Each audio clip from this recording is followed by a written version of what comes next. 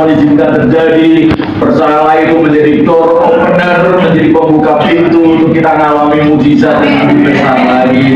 Maka kalau kita mengalami persoalan, pergumulan, beban, tetap bersyukur. Kita punya iman yang besar, tapi nggak cukup dengan iman yang besar. Iman yang besar memindahkan gunung. Kita harus memiliki lebih dari itu, yaitu iman yang benar. Dan sama-sama iman yang benar.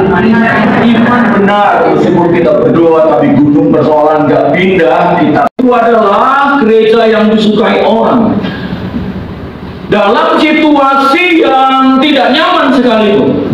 Ya, salah satu contohnya adalah ketika mereka mau ibadah gitu, ada jemaat yang ada di rumah 14 ayat 13. Kita anut pandangan ini, jangan sampai kita membuat saudara kita jatuh atau tersandung, gitu ya. Jadi sebaliknya, ada seorang tokoh di India namanya Mahatma Gandhi. Kalau saudara pernah menulis bukunya, membaca bukunya, satunya dia tulis begini, salah satu quote-nya ya. Dia orang Hindu, orang India ya, pahlawan India yang melawan penjajah kolonial Inggris pada waktu itu ya. Dia menggerakkan gerakan ahimsa tanpa kekerasan. Dia tulis begini, saya suka Kristusmu, tapi saya tidak suka ke Kristen. Kenapa? Karena pada waktu itu ketika ia belajar tentang Yesus, dia ingin belajar lebih lagi, dan hari Minggu dia datang ke gereja di India, gereja orang kolonial, gitu ya. Dia pakai sendal, lalu pakai jubah, ya. Bajunya tahu ya, Mahatma Gandhi ya. Pernah lihat gambarnya ya? Di depan gereja itu pastor yang berkata, maaf, karena Anda nggak pakai sepatu, karena Anda nggak pakai celana panjang, dan nggak pakai baju, dan pakai jubah yang dililit itu, kebiasaan orang Hindu ya. Maka maaf, engkau nggak bisa masuk gereja. Sejak itu dia berkata, saya suka Kristus. Kristus ngadirin tanpa berpikir kasih tak pimpinan. Jangan balas senjata dengan kejahatan. Tapi hari ini aku menjadi kekristenan seperti itu, nggak bakalan saya jadi orang Kristen. Saya suka Kristus, tapi saya nggak suka kekristenan. Jadi batu sandungan di gereja pada waktu itu kan. Haleluya. Jadi Bapak Ibu, kalau ada orang ketemu sama kita masuk gereja, siapapun dia, mungkin kuno, mungkin cuma jangan terima dia, ajak dia doa, berkati dia, layani dia. Bilang amin. Amin. Ya. Pada satu kali itu di gereja kami ada orang yang datang dan tatoan banyak sekali. Orang pertama kali lagi, siapa ini? Kami tanya, ternyata, Bapak dari mana?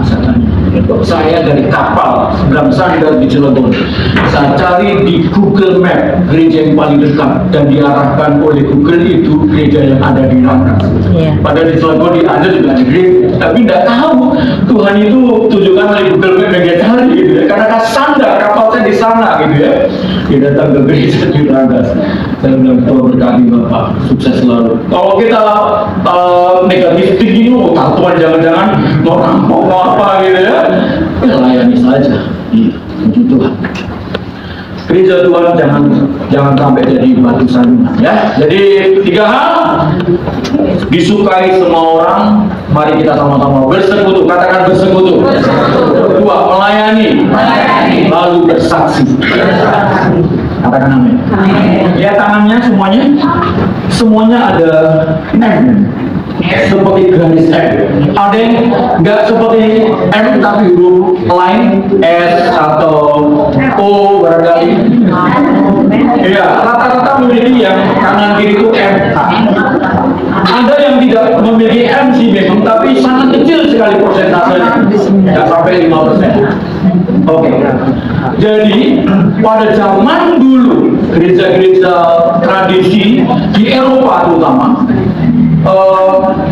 M ini itu artinya memento mori. Katakan sama-sama, memento mori. Memento mori. Jadi itu tradisi bangsa Eropa pada waktu zaman dulu. Pada waktu awal itu, kalau mau berperang, maka komandannya itu berdiri depan, sebelum menyampaikan kata-kata sambutan dia akan berkata memento mori. Memento mori artinya adalah Anda semua pasti mati. Semua orang pasti mati. Iya. tinggal kita tunggu kapan gilirannya saja kan. Semua pasti memento mori. Jadi artinya pemain itu berkata, kalau hari ini engkau mati, maka maksimallah bagi negaramu. Berperanglah dengan sungguh-sungguh untuk Tuhan dan untuk negaramu. Demikian juga dengan kita secara rohani. Memento mori. Kalau hari ini terakhir bagimu, maka sungguh-sungguhlah engkau, radikallah engkau melayani, bersekutu, bersaksi sungguh-sungguh untuk Tuhan. Amin. Kalaupun hari ini bukan hari terakhirmu, tetapi besok hari terakhirmu, maka besok pun kau pun harus sungguh-sungguh. Amin. Artinya setiap hari kita memento mori, bersungguh-sungguh dengan Tuhan. Amin. Katakan amin. Amin. Ya, praktekkan firman Tuhan, sebab mumpung masih ada kesempatan. Barangkali kita hari ini terakhir nggak tahu. Teman saya itu sembuh dari sakitnya. Lalu teman saya di Bogor ya, tinggal di Bogor, kerja di tempat kami kerja sama. Tiba-tiba dia masuk rumah sakit dan jam 10 siang ada kabar dia meninggal di rumah sakit.